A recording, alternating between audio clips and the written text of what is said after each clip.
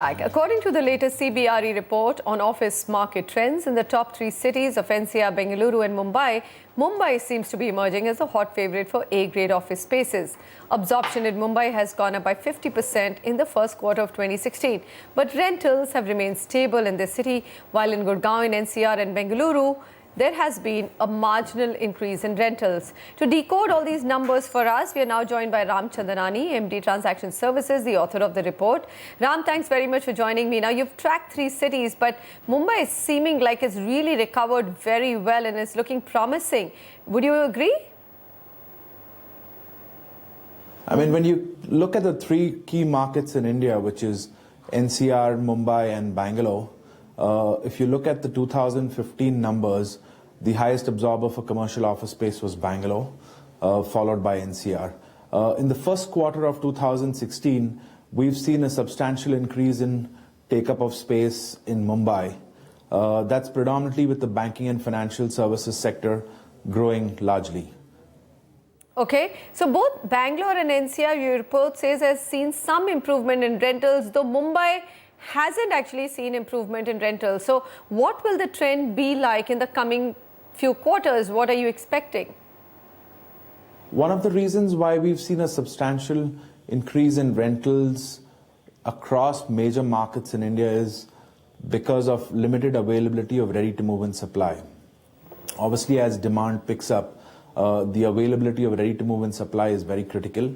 Obviously, Mumbai has a lot more under construction and ready-to-move-in supply compared to NCR and Bangalore. And that's one of the reasons why we've seen a smaller increase in percentage of rental value versus NCR and Bangalore. Okay, I'm not really sure whether I understood that, but does more office occupiers mean more demand for residential? I think everybody watching this show wants to know that. And if you're saying that in a lot of these markets, there has been a very robust take-up of ready-to-move-in space, can you identify some of the most promising locations for us, maybe two each from Bangalore, NCR and MMR, which look poised for good growth? I mean, from a Mumbai perspective, obviously the demand for the back-end space is increasing. The western suburb, Navi Mumbai and Malad are predominantly a lot of growth factors. Obviously, we've seen an increase in activity on the western suburb side. Obviously, residential will continue to grow further in Navi Mumbai, and that's going to be a big push for the Mumbai market. In the NCR locations, obviously, Sona Road is very promising from a residential sector. In Bangalore, again, the city has grown predominantly around the Sarjapur Outer Ring Road and the North Bangalore micro market, and we will continue to see a lot of emphasis on residential continuing to increase in the Northern Bangalore micro market. Finally, do you think now, Ram, just like a couple of years ago, everybody was making a beeline for residential, now you will have developers changing track and probably entering the commercial and office space?